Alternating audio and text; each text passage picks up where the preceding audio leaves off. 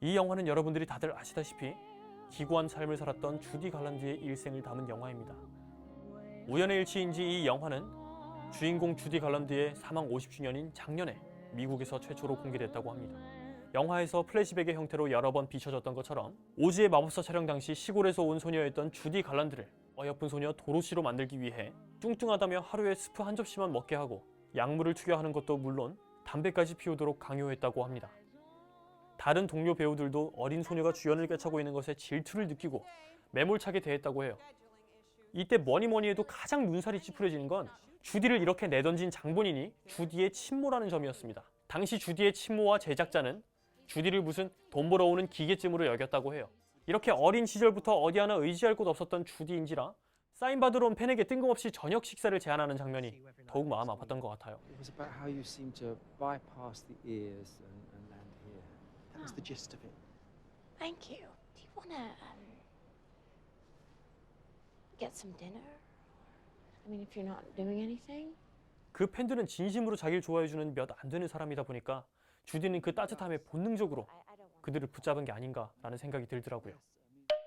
주디는 과거 학대당한 트라우마 때문에 과거가 연상되는 일들은 하지 않으려고 합니다. 심지어 아이들과 살 돈을 벌기 위해 스스로 선택한 무대에서도 공연 직전의 리허설까지 단 한 소절의 노래도 부르지 않습니다. I don't think rehearsing is a good idea. 아니 근데 저거는 자기가 공연하겠다고 해놓고 왜 저러지? 싶어서 좀 이상할 법도 하지만 당장 돈을 벌려면 어쩔 수 없이 사람들 앞에 도로시로 나서긴 해야 되는데 도로시와 연관된 기억들은 너무 끔찍한 기억들밖에 없으니까 이 사이에서 딜레마에 빠진 것으로 보입니다. 생각도 하기 싫은 과거를 떠올려야만 돈을 벌 수가 있고 돈을 벌어야만 가족을 지킬 수 있었던 주디의 이 심정을 감히 상상도 하기가 좀 어렵습니다. 한편 주디에서 주디를 연기한 르네 젤위거 배우님의 연기도 영화의 감동을 전달받는 데 큰 도움이 되었습니다. 항상 시선이 좀 어딘가 모르게 불안정하다든지 좀 걸음걸이가 비틀거린다든지 자세가 구부정하다든지 하는 섬세한 연기를 잘 살려내 주셨어요.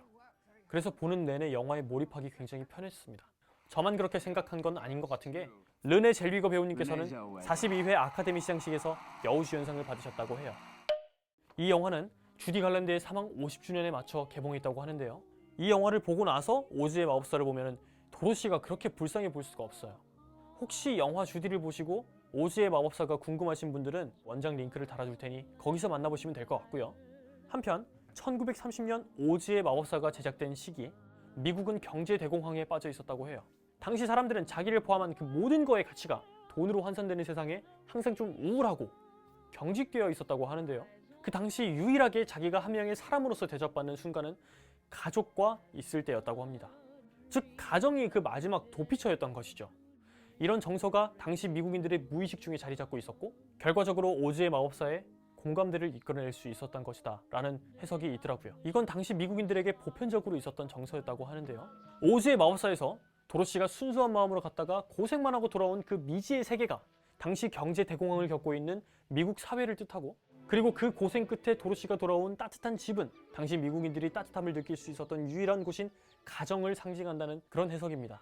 그렇게 다 같이 힘들던 시기에 위로가 될 만한 작품을 만들던 그 제작자들이 오히려 주인공의 삶은 그렇게 피폐하게 망치고 있었다는 사실이 좀 마음이 아팠습니다. 이것과 관련된 영상은 따로 만들어서 또 올리도록 하고요. 다시 주디로 돌아와서 일각에서는 주디를 마냥 불쌍한 사람이라고 볼 수는 없다는 그런 의견도 있습니다. 그 이유는 바로 주디가 그 제작자와 어머니의 손을 벗어난 성인이 된 이후에도 조금만 자기한테 친절하게 대해주면 바로 스캔들이 난다든지 결혼했던 4명의 남편들이 모조리 약물 중독을 끊게끔 도와줬음에도 불구하고 약물을 끝까지 끊지 못했다든지 뭐 이런 지점들 때문에 그 의지가 없었던 게 아니냐, 변했으면 그 인생이 좀 달라질 수 있었지 않았냐, 요런 얘기인데요. 물론 그것도 일리가 있는 얘기긴 한데 근데 막상 내가 주디의 입장과 똑같이 됐으면 나도 그렇게 되지 않았을까? 이런 생각이 들긴 해요. 그런 한편 현재는 할리우드에서 그 아동 착취와 노동 착취 같은 문제들이 시스템이 확실하게 자리 잡으면서 싹 사라졌다고 해요. 영상을 여기까지 보신 분들이라면 구독과 좋아요 누르셨을 거라고 믿고요. 만약 아직 안 누르셨다면 눌러보시고 앞으로 올라올 영상 제일 먼저 받아보시는 거 추천드리고요. 저는 이만 여기서 인사드리도록 하겠습니다. 시청해주셔서 감사합니다.